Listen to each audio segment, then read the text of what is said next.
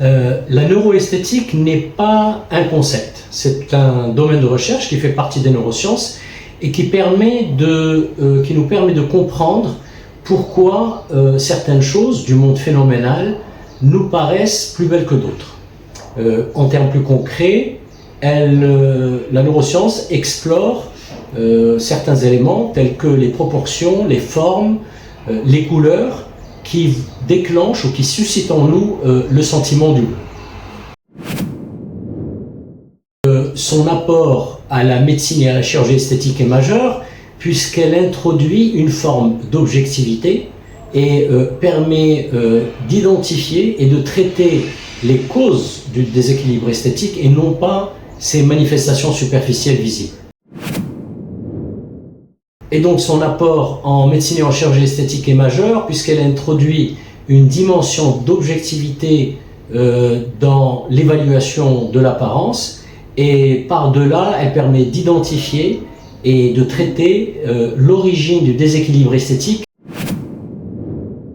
L'analyse artistique permet au patient de mieux comprendre son apparence à partir de critères objectifs fondés sur le fonctionnement du cerveau et de se détacher des influences et des standards irréalistes véhiculés par les réseaux sociaux.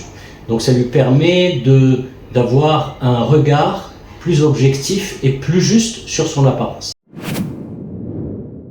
L'importance des concepts artistiques de beauté qui nous servent de repères pour guider nos interventions, que ce soit sur le visage ou sur le corps. Ces concepts artistiques nous invitent à reproduire au plus près possible ce que la nature présente de plus beau et de plus harmonieux.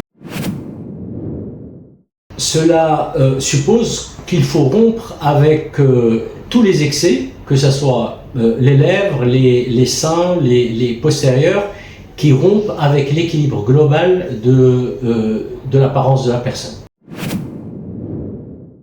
Cela suppose avant tout de refuser tous les excès, que ce soit au niveau des lèvres, des seins ou des fesses, car ils rompent avec l'équilibre général de l'esthétique. Donc pour illustrer cela, je vais utiliser une métaphore.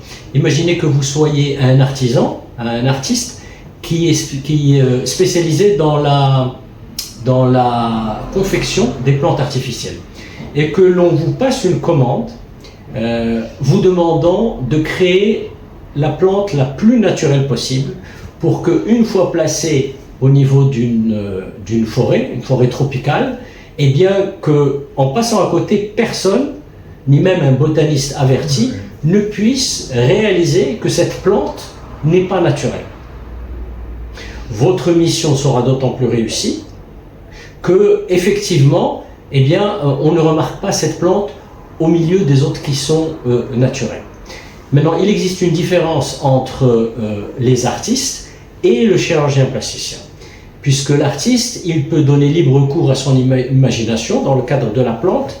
Vous pouvez parfaitement exagérer par exemple une feuille, jouer sur les dimensions, alors qu'en chirurgie plastique, nous sommes limités par ce que nous donne la nature, ce qu'on appelle l'orthodoxie de la forme et la noblesse de la matière. Alors, beaucoup des attentes actuelles sont influencées par des modèles irréalistes, largement diffusés sur Internet, et ce qui aurait été perçu comme anormal ou caricatural il y a 20-30 ans, est aujourd'hui érigé, présenté comme modèle à suivre. La raison doit guider nos actes thérapeutiques plutôt que l'émotion qui est suscitée par l'image. Or, la raison pour fonctionner a besoin d'objectivité, de repères objectifs.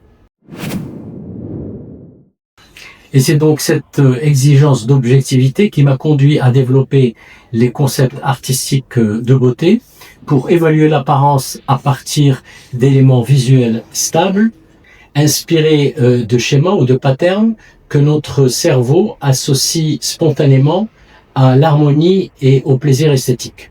Et donc, en cas de patients qui, après avoir expliqué lors de ma consultation, qui n'adhèrent pas ou qui persiste dans sa demande irréaliste, eh bien je décline tout simplement de l'opérer, car refuser d'opérer fait pleinement partie de l'acte médical. Alors le lipœdème, c'est une pathologie qui touche essentiellement les femmes, presque exclusivement, qui est hormonodépendant, héréditaire dans 60% des cas, et qui se caractérise par une accumulation des graisses, notamment au niveau des extrémités, en particulier au niveau des mollets, chevilles et genoux, et il reste donc la source d'une grande souffrance pour les patients.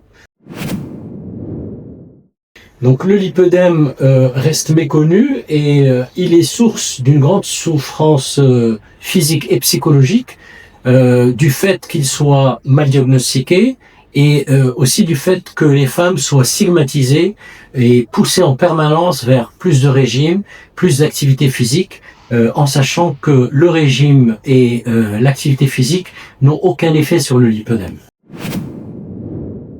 Donc le lipœdème reste largement sous-diagnostiqué, d'abord parce qu'il n'est pas enseigné dans le cursus médical, ni même en chirurgie plastique. Moi, dans ma formation, je n'ai jamais entendu parler de lipœdème. Et de plus, il y a un manque de sensibilisation du grand public.